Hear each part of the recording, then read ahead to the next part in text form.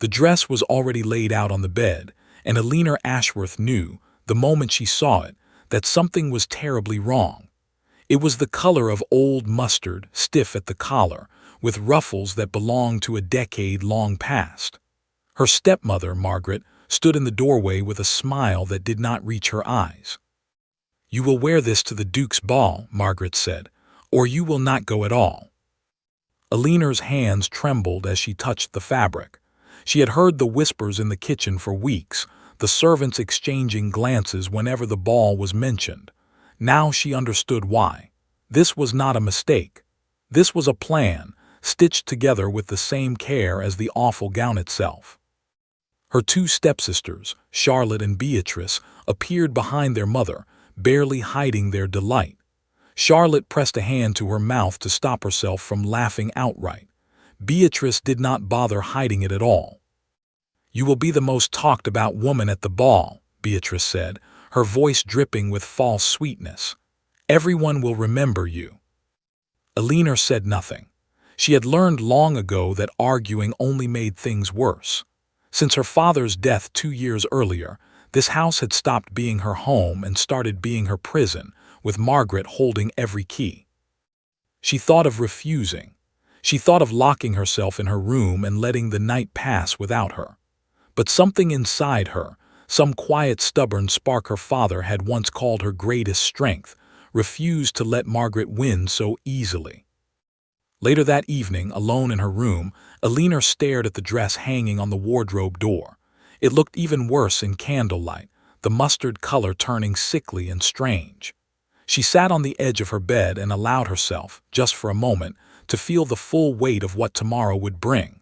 A ballroom full of strangers, a duke she had never met, and a dress designed to make her a joke before she even said a word. A soft knock interrupted her thoughts. Mrs. Whitfield, the old housekeeper who had served the family since Alina was a child, slipped into the room and closed the door quietly behind her. "I heard what she did," Mrs. Whitfield said, her voice low and careful. "It is cruel and it is beneath her, though nothing your stepmother does surprises me anymore." Alina tried to smile, but it came out thin and unconvincing. "I don't know if I can walk into that ballroom tomorrow." Mrs. Whitfield sat beside her and took her hand. "Listen to me, child. A dress cannot change who you are underneath it. Your father did not raise a woman who crumbles because of ribbons and lace. Whatever happens tomorrow, you walk in with your chin high, and you let them wonder why a woman in a mustard gown carries herself like a queen." Alina held onto those words long after Mrs. Whitfield left the room. She did not sleep much that night. Instead, she lay awake, staring at the ceiling, rehearsing in her mind how she would enter the ballroom without letting her stepmother see even a flicker of shame. Tomorrow, she decided, she would give Margaret nothing to laugh at. The morning brought bright, unforgiving sunlight, and with it, 7 long hours of counting down. As the carriage was prepared outside, Alina pulled on the dreadful gown, gritted her teeth against the tightness at her ribs, and reminded herself of one simple truth. She would survive this night, no matter what waited on the other side of those grand doors. The invitation from the Duke of Renfield had not been mistaken. Somehow, of all the households in the county, hers had been chosen, and by evening she would learn exactly why. Margaret called up the stairs that the carriage was ready, her voice sharp with impatience and barely concealed excitement. Alina took one last look in the mirror, straightened her shoulders, and walked out to meet whatever the night had planned for her. The carriage rattled along the country road, past hedgerows and fatting daylight, carrying Alina toward the biggest test of her young life. She did not yet know that behind the tall windows of Renfield Hall, a man was waiting who had already heard her name, and who had no intention of letting her stepmother's cruelty go unanswered. For now, Alina only knew the tight, uncomfortable fabric against her skin and the growing knot in her stomach. But somewhere ahead, past the gates and the glowing lanterns, her life was about to change in ways she could never have predicted.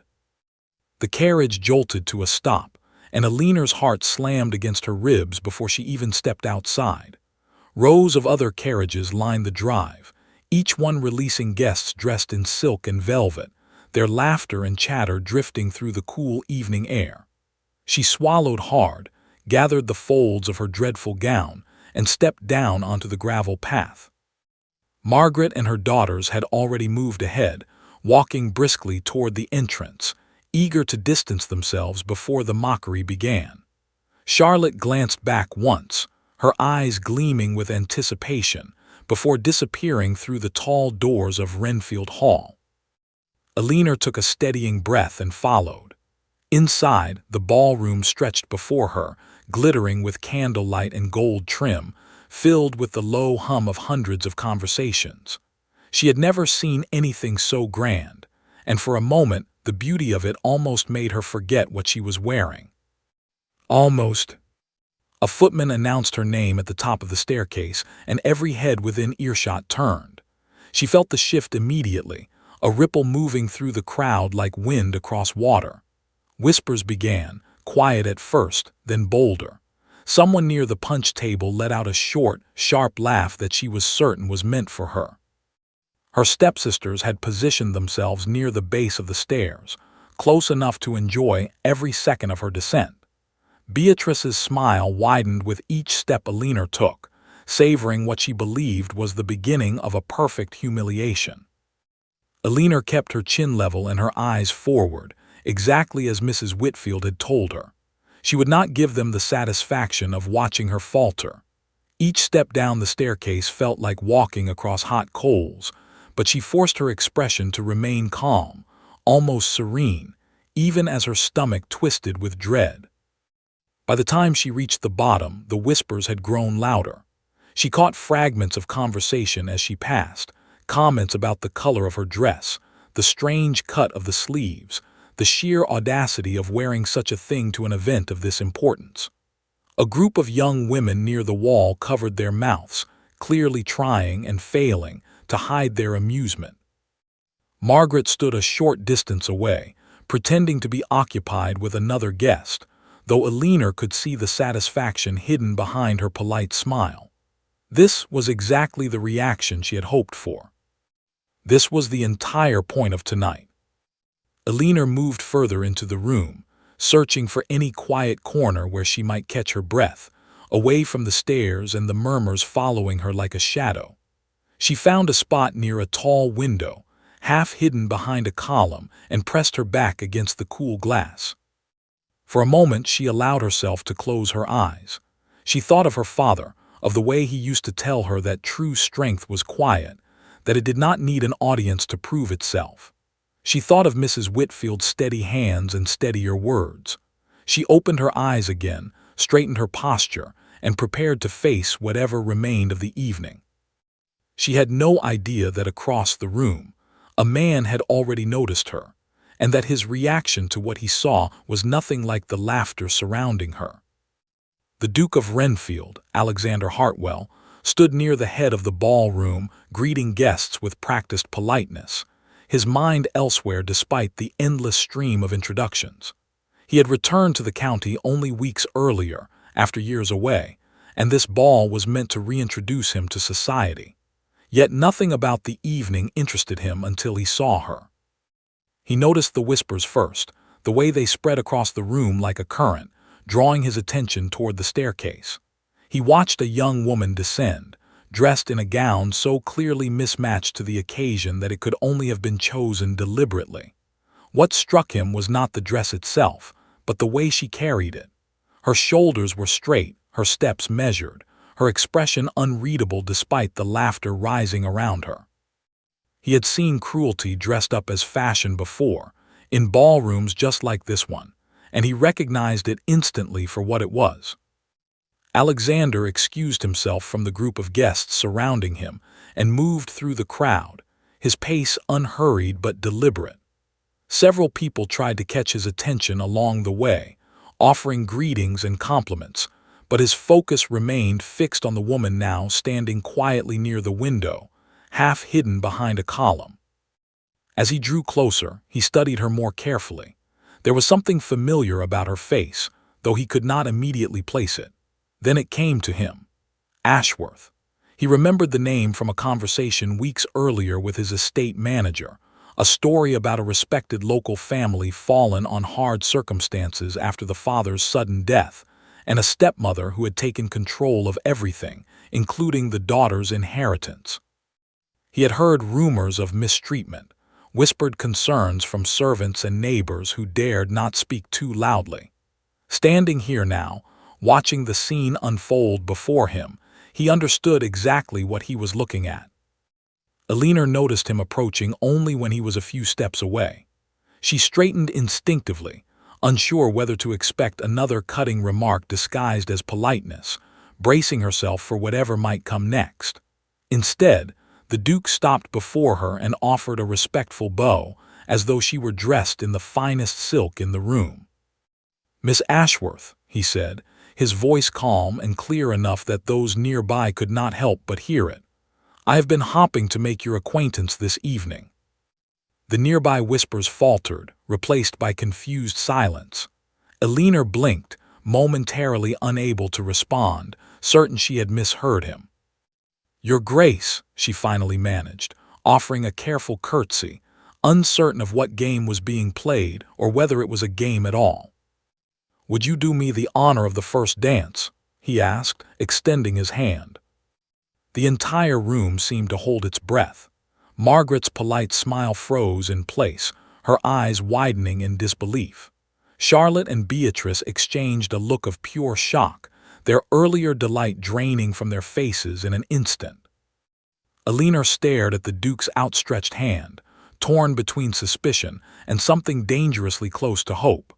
Slowly, she placed her hand in his, and together they walked toward the center of the ballroom floor. The music began, and the crowd parted to give them space, dozens of eyes now watching for an entirely different reason. Alina felt her cheeks warm under the sudden attention, painfully aware of the mustard gown swirling around her as they moved through the first steps of the dance. "You seem surprised, Miss Ashworth," Alexander said quietly, guiding her with practiced ease. "Forgive me, Your Grace, but I did not expect tonight to unfold this way," she admitted, her voice barely above a whisper. "Neither, I imagine, did your stepmother," he replied, and though his tone remained composed, Alina caught the sharp edge beneath his words. She glanced up at him, startled. "You know of her?" "I know more than you might expect," he said. "News of a household travels, even to a man who has spent years away. I have heard of your father, a good man by every account, and of what became of his estate after his passing." Alina's throat tightened. She had grown so used to hiding her circumstances behind polite silence that hearing them spoken aloud, even gently, felt like being seen for the first time in years. "It has not been an easy 2 years," she admitted quietly, choosing her words with care. "I imagine not," he said.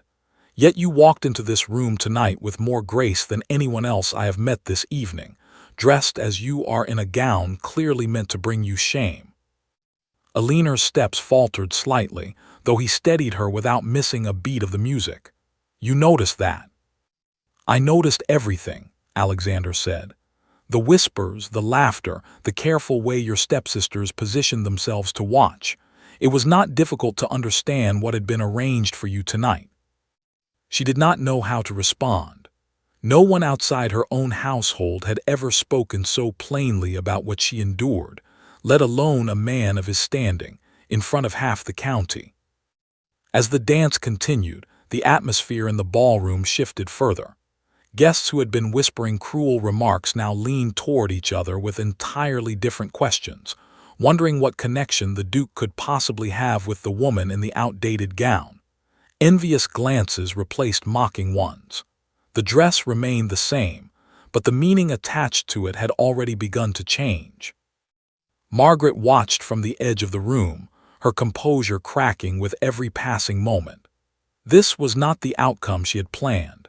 She had imagined her stepdaughter reduced to tears, fleeing the ballroom in humiliation, not dancing at the center of attention with the most eligible man in the county. Charlotte tugged at her mother's sleeve, panic evident in her whisper. "What is happening? Why would he choose her?" Margaret had no answer. For the first time in longer than she could remember, she felt the ground shifting beneath her carefully constructed plans. And she did not like the feeling at all. As the music built toward its final notes, Alexander leaned slightly closer to Alina, his voice low enough that only she could hear. "This dance is only the beginning of what I intend to say tonight, Miss Ashworth. There is more the room needs to understand before the evening ends." The music stopped, and the room erupted into polite applause, though every clap carried an undertone of curiosity. Alexander did not release Alina's hand immediately. Instead, he turned to face the gathered guests, his voice carrying easily across the now silent ballroom. "Before the evening continues," he said, "I would like to share something with all of you." A hush fell over the crowd. Margaret's face paled as she realized, with growing dread, that whatever was coming would not favor her. "Several weeks ago," Alexander began, "I received word of a household not far from here, where a young woman lost her father and with him, the protection and inheritance that should rightfully have been hers. I was told of a stepmother entrusted with her welfare, who chose instead to strip away her comfort, her freedoms, and it seems, even her dignity." Gasps rippled through the room. Alina stood frozen beside him, her heart racing, unsure whether to feel grateful or terrified of what exposure might bring. "Tonight," Alexander continued, "I watched that same young woman walk into this ballroom dressed in a gown clearly chosen to invite ridicule, knowing full well what reaction it would provoke. And yet she stood taller than anyone else in this room, meeting cruelty with quiet dignity most of us could never manage." Every eye turned toward Margaret, whose carefully maintained smile had entirely vanished. Charlotte and Beatrice shrank slightly behind her, no longer eager to be associated with the scheme they had so gladly participated in. "Miss Ashworth," Alexander said, turning back to Alina, "deserves far better than what has been given to her these past 2 years. I intend to see that corrected, starting with a full review of her father's estate and the arrangements made regarding her inheritance." A murmur of approval spread through parts of the crowd, mixed with astonished whispers directed at Margaret, whose reputation was unraveling with every passing second. Several guests who had laughed loudest only an hour earlier now avoided her gaze entirely, suddenly finding great interest in their drinks or the patterns on the floor. Margaret opened her mouth to protest, some excuse forming on her lips, but no words came. There was nothing she could say that would undo what had just happened in front of the entire county. Alina felt tears gathering, though for the first time that evening they were not tears of shame. She looked at Alexander, searching his face for any sign that this was merely a performance, some temporary kindness that would fade once the ball ended.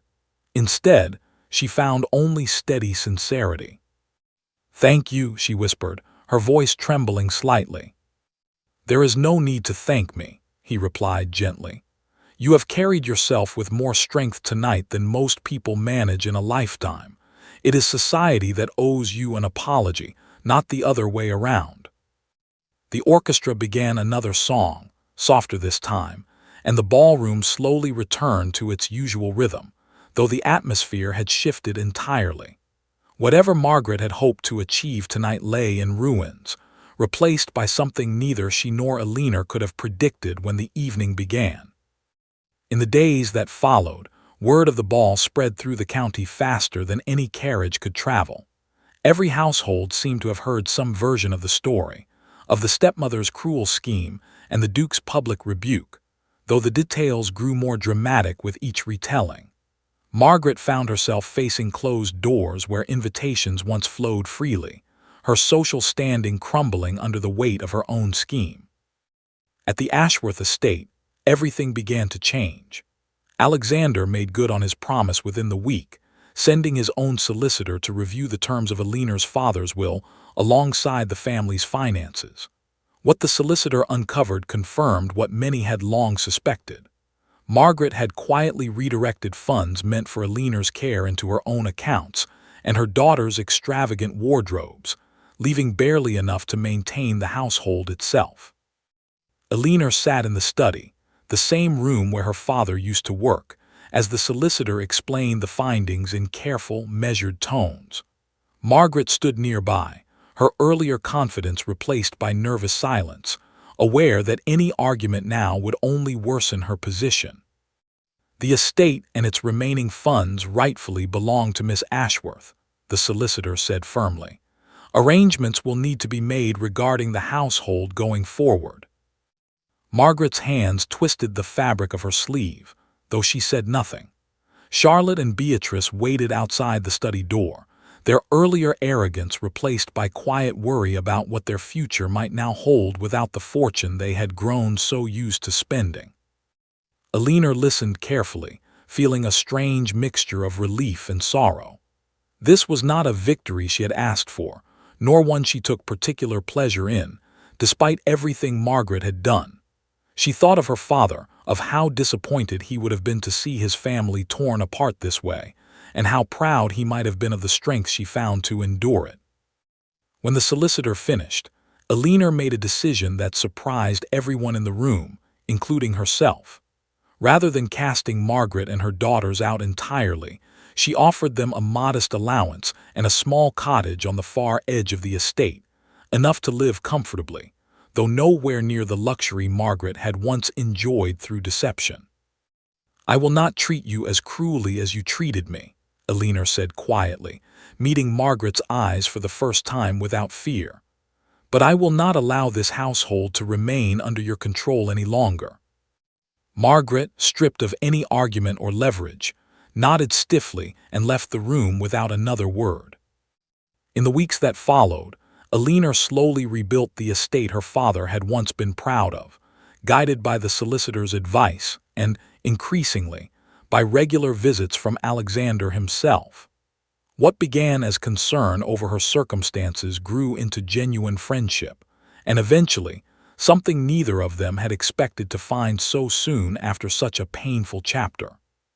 Society, once quick to laugh at a woman in an ill-fitting gown, now watched with fascination as Alina Ashworth transformed from a source of ridicule into one of the most respected women in the county, admired not for her fortune, but for the quiet strength she had shown when everything seemed designed to break her. Months later, at another grand ball hosted at Renfield Hall, Alina descended the same staircase where she had once faced laughter and scorn. This time, she wore a gown of her own choosing, deep blue and elegant, and as she reached the bottom step, Alexander was already waiting, his expression full of quiet admiration rather than concern. "You look every bit as strong as the night we met," he said softly, offering his hand once again. Alina smiled, placing her hand in his without hesitation. "This time, I chose the dress myself." Together, they walked into the ballroom, leaving behind forever the shadow of humiliation that had once defined her, and stepping instead into a future built on respect, resilience, and a love that had begun with an act of quiet defiance in the face of unimaginable cruelty.